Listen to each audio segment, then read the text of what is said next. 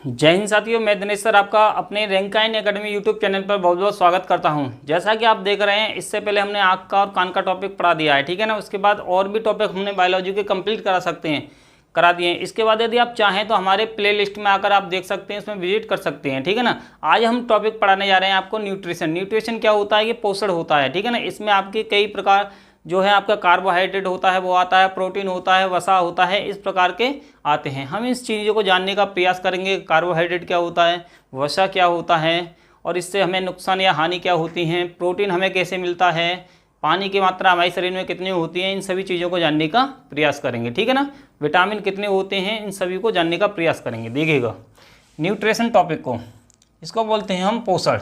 इसमें हम पढ़ेंगे कार्बोहाइड्रेट, वसा यानी फैट, प्रोटीन, मिनरल्स यानी खाद्य पदार्थ, इसके साथ साथ विटामिन, पानी, रुक्षांश और रसन, ठीक है ना। अब इसमें टॉपिक में हम पढ़ेंगे आपको कार्बोहाइड्रेट, वसा, प्रोटीन और मिनरल्स खाद्य पदार्थ। इस टॉपिक में हम इन चारों चीज़ों को कंप्लीट करेंगे।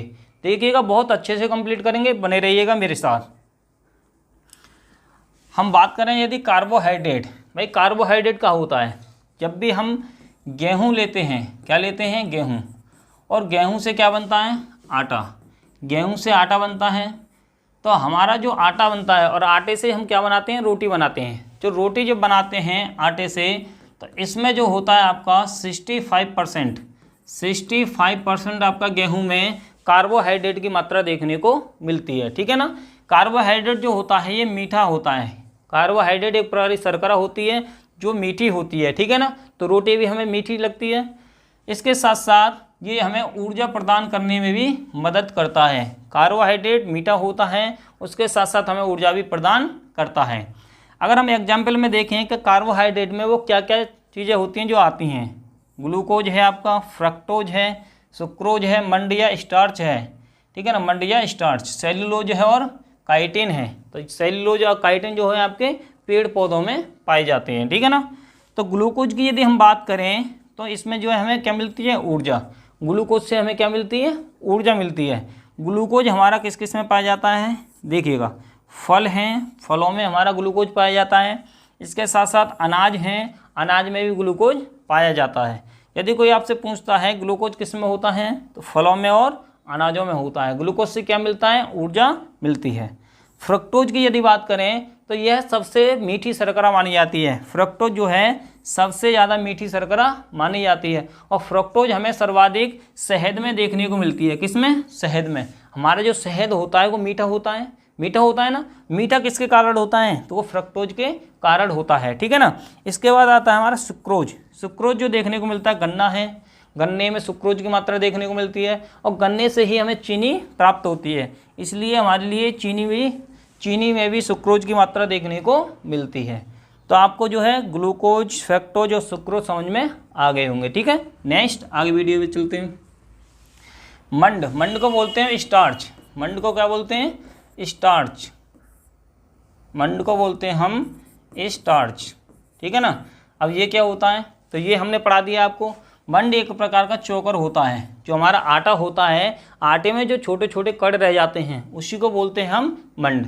और ये जो मंड है हमारा, ये हमारा कैप्सूल में भी देखने को मिलता है। जो हमारा कैप्सूल है, कैप्सूल जो बना होता है उसमें हमारा मंड भी देखने को मिलता है, ठीक है।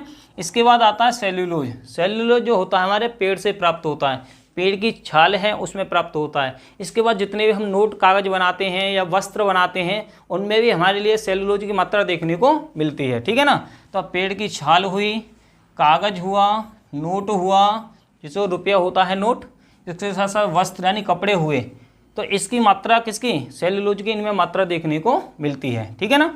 इसके बाद बात करेंगे कार्बोहाइड्रेट। यदि 1 ग्राम, यहाँ से क्वेश्चन बन जाता है, ठीक है ना, यहाँ से क्वेश्चन बन जाता है कि 1 ग्राम कार्बोहाइड्रेट में कितने कैलोरी ऊर्जा मिलती है?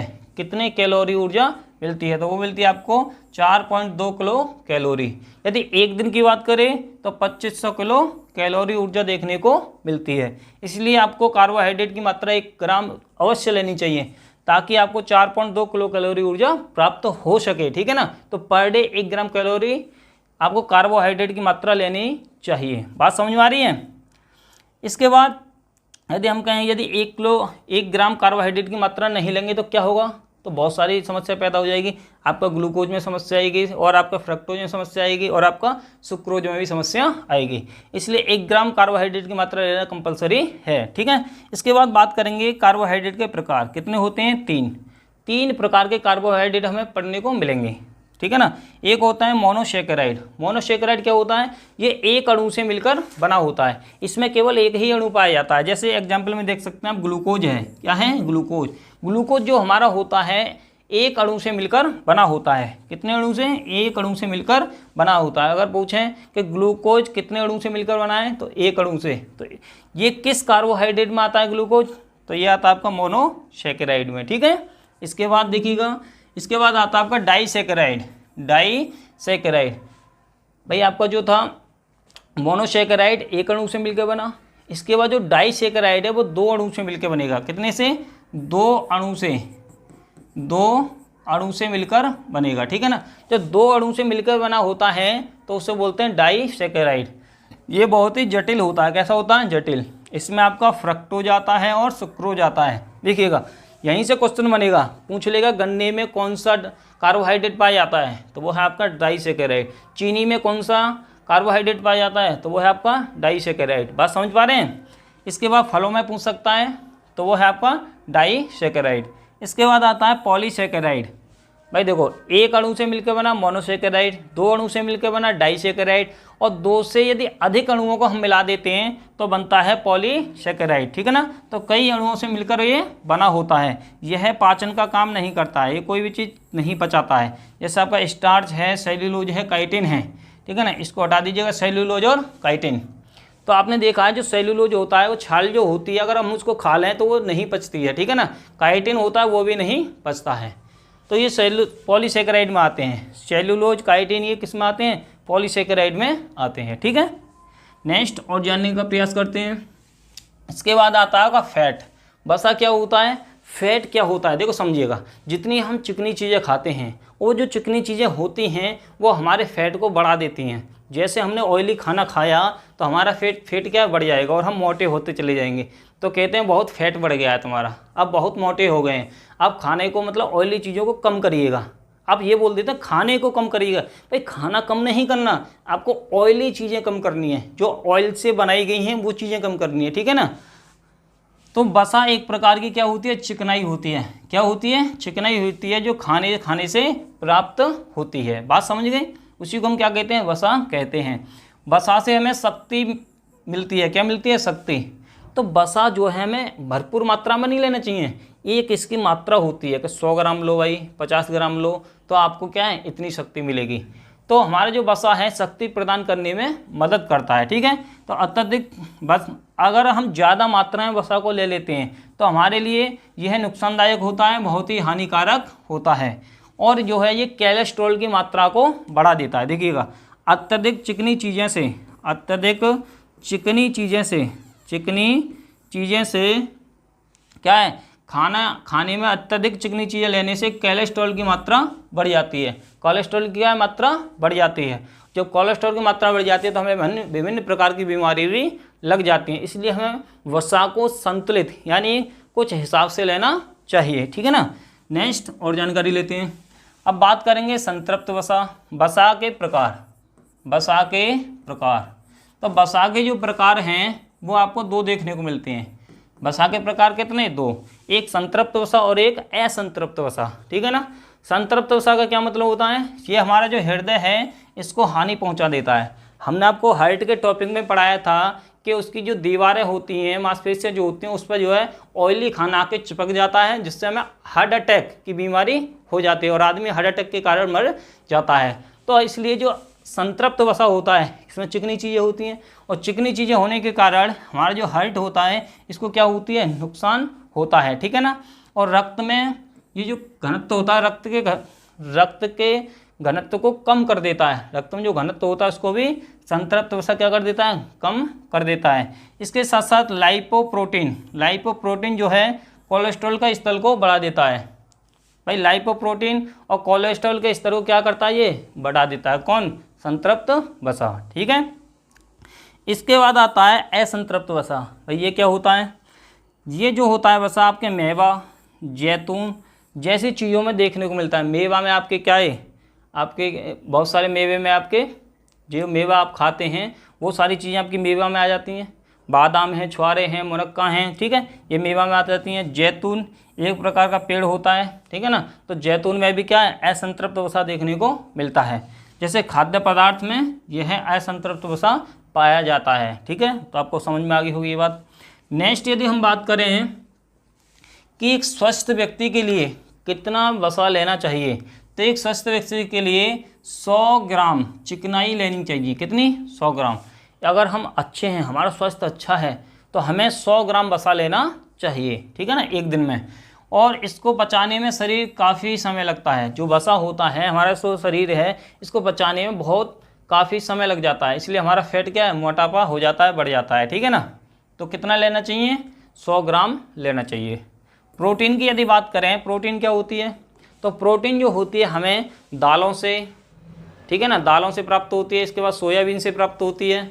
तो ये जो प्रोटीन है हमारे शरीर में वृद्धि करती है। क्या करती है? वृद्धि, हमारे अंगों में वृद्धि करती है। तो जो छोटे बच्चे होते हैं ना, छोटे बच्चे, उनको 15 साल तक आपको भरपूर मात्रा में प्रोटीन देना चाहिए। और उसके साथ साथ आप जब बुढ़वा जाते हैं, जब बूढ़े हो जाते हैं, तो उनको भी भरपूर मात्रा में प्रोटीन देना चाहिए, ताकि वो अपने लंबे समय तक चल सकें, ठीक है ना। तो प्रोटीन की यदि बात करें तो इसका काम होता है ऊर्जा देना। क्या होता है? ऊर्जा देना। और ऊर्जा के साथ साथ शरीर में वृद्धि करना। शरीर में क्या करना? वृद्धि करना। भाई ऊर्जा देती है प्रोटीन, उसके साथ साथ शरीर में वृद्धि कर देती है। और इसके बाद कोशिका के निर्माण में मदद करती है। जितनी हमारी कोशिका हैं उसके भी निर्माण में मदद करती है। जब हमारे कहीं लग जाती है, कट जाती है, तो हमारी कोशिकाएं मर जाती हैं। और मरने के बाद जब वो जीवित होती हैं तो उन्हें आवश्यकता पड़ती है प्रोटीन की। किसकी? प्रोटीन की। इसलिए हमें प्रोटीन लेना चाहिए, ताकि हमारी कोशिकाएं जल्दी से बढ़ जाएं और बड़ी और जीवित हो जाएं, ठीक है। और हमारे जो जहाँ भी कटा है वो भी जगह सही जल्दी से हो जाए, ठीक है ना। इसके बाद हम बात करेंगे प्रोटीन की सर्वाधिक ज़रूरत बच्चों में होती है, ये हमने बता दिया, और बूढ़ों में होती है। किसमें? बूढ़े व्यक्तियों में होती है, ठीक है। सबसे ज़्यादा प्रोटीन की बात करें तो आपका मशरूम से मिलता है, सोयाबीन से मिलता है और दालों से मिलता है। तो यहाँ पर क्वेश्चन फंसाएगा कि सर्वाधिक प्रोटीन किससे मिलता है, तो आपको याद रखना है 42% जो प्रोटीन है हमारा सोयाबीन से प्राप्त हो जाता है। बात समझ पा रहे हैं? 42% जो है सर्वाधिक सोयाबीन से ही प्राप्त प्रोटीन होता है, ठीक है। इसके बारे में और जानते हैं। प्रोटीन जटिल यानी कॉम्प्लेक्स होता है। कैसा होता है? कॉम्प्लेक्स, मतलब इसकी जो प्रोसेस होता है वो काफ़ी कठिन होता है, ठीक है ना। जैसे CHNON, इसको मिला के बनता है प्रोटीन, कार्बन, हाइड्रोजन, ऑक्सीजन और नाइट्रोजन, ठीक है। इसके बाद प्रोटीन का जो निर्माण होता है वो 20 एमिनो अम्ल से मिलकर होता है। देखो होता क्या है, आपको समझाते हैं। हमारा जो प्रोटीन है 20 एमिनो अम्ल से मिलकर बना होता है। शुरुआत में जब हम जन्म लेते हैं तो 10 हमें तो जन्म पे ही मिल जाते हैं। जब हमारा जन्म होता है तो जन्म के अनुसार ही हमें 10 ऑलरेडी मिल जाते हैं। जैसे ही हम खाना खाने लगते हैं तो 10 प्रोटीन हमें वहाँ से प्राप्त हो जाते हैं। कुल मिला के हमें 20 एमिनो अम्ल मिलते हैं, ठीक है ना। तो देखिएगा, भोजन से मिल जाते हैं हमें 10, और उसके साथ साथ 10 हमारे शरीर से मिल जाते हैं। जैसे ही हम जन्म लेते हैं तो शरीर से भी मिल जाते हैं, और 10 हमारे भोजन से भी मिलते हैं, ठीक है। इसके बाद मेटाबॉलिज्म की बात करें तो उपापचय क्या होता है, मेटाबॉलिज्म क्या होता है, तो मेटाबॉलिज्म जो होता है इसको कंट्रोल करने का काम का एंजाइम का होता है। उपापचय यानी मेटाबॉलिज्म का काम जो होता है कंट्रोल करने का एंजाइम का और हार्मोन का होता है। किसका होता है? एंजाइम का और हार्मोन का होता है। आइए बात करते हैं, थोड़ा जानते हैं कि एंजाइम क्या होता है। एंजाइम जो होता है ये जैव उत्प्रेरक होते हैं। क्या होते हैं? शरीर में एक प्रकार के जैव जो उत्प्रेरक होते हैं उन्हीं को क्या बोलते हैं? हम एंजाइम कहते हैं। हार्मोन और एंजाइम दोनों प्रोटीन के बने होते हैं। आपका चाहे एंजाइम है चाहे आपका हार्मोन है, ठीक है ना। हार्मोन जो होता है आपका, जैसे प्रोजेस्टेरोन हार्मोन है, एस्ट्रोजन हार्मोन है, ये आपको लड़कियों में देखने को मिलता है, ठीक है ना। तो एंजाइम जो होते हैं, एंजाइम हमने पढ़ा दिए हैं, रेप्सिन है, ट्रिप्सिन है, ठीक है ना। तो ये हमने बता दिए हैं आपको। तो दोनों में अंतर देखने को मिलता है, लेकिन दोनों जो बने होते हैं किसके बने होते हैं? प्रोटीन के बने होते हैं, ठीक है ना। तो एंजाइम हमने आपको बता दिए हैं, डाइजेशन सिस्टम में, और हार्मोन जो हम पढ़ाएंगे आपको रेस्पिरेटरी सिस्टम में पढ़ाएंगे, प्रजनन तंत्र में पढ़ाएंगे, ठीक है ना। कि मनुष्य में कितने होते हैं हार्मोन निकलते हैं और महिलाओं से कितने हार्मोन निकलते हैं, ठीक है ना। तो महिलाओं से 3 और पुरुष से 1 हार्मोन निकलता है, ठीक है। उसको डिटेल में बताएंगे आगे। अब सभी जो प्रोटीन होते हैं वो एंजाइम के बने होते हैं, जितने भी प्रोटीन होते हैं वो एंजाइम के बने होते हैं, ये आपको याद रखना है, ठीक है। इसके बाद पानी के बारे में जान लेते हैं कि वाटर क्या होता है। भाई वाटर क्या होता है? वाटर जो होता है हमारे शरीर में मुख्य भूमिका निभाता है। भाई बिना पानी के हम जीवित नहीं रह सकते। जब प्यास लगती है तो हम क्या पीते हैं? पानी पीते हैं। इसलिए पानी को हमें बचाना चाहिए, पानी को शुद्ध रखना चाहिए, ठीक है ना। उसको गंदा नहीं रखना चाहिए, क्योंकि हमारे पास पीने योग्य पानी बचा ही कितना है, सारा पानी हमारे समुद्र में चला गया है, ठीक है ना। अब बात करें यहाँ पर शरीर में हमारे में कितना % पानी पाया जाता है, तो हमारे शरीर में 65% पानी पाया जाता है। पानी की मात्रा कितनी होती है शरीर में? 65% होती है। और पानी जो है एक प्रकार का अकार्बनिक लवण है। कैसा है? अकार्बनिक है। कैसा है? अकार्बनिक। अब बात करेंगे कार्बनिक कौन से होते हैं कार्बनिक, तो ये हमने आपको पढ़ा दिए कार्बनिक, जिसमें आपका कार्बोहाइड्रेट आता है, वसा आता है, प्रोटीन आता है, तो ये होते हैं आपके कार्बनिक। जबकि जल क्या है? एक प्रकार का अकार्बनिक है। तो ये वीडियो आपको दोस्तों कैसी लग रही है आप हमें कमेंट करके बताइएगा। और कोई भी टॉपिक आपको हम बेहतरीन से बेहतरीन देने का भरपूर प्रयास कर रहे हैं। अगर आपको ये अच्छा लग रहा है तो दोस्तों में बताइएगा कि हाँ जी बायोलॉजी बहुत अच्छे से पढ़ाई जा रही है, ठीक है ना। और बहुत लेवल से बहुत ही सोच समझ के आपको बताया जा रहा है, ठीक है। तो हम पर डे टॉपिकों को क्लियर करते हुए जा रहे हैं और नेक्स्ट वीडियो में आपको मिलेंगे विटामिन के साथ। चलिए जब तक के लिए नेक्स्ट वीडियो मिलेंगे। जय हिंद, जय भारत।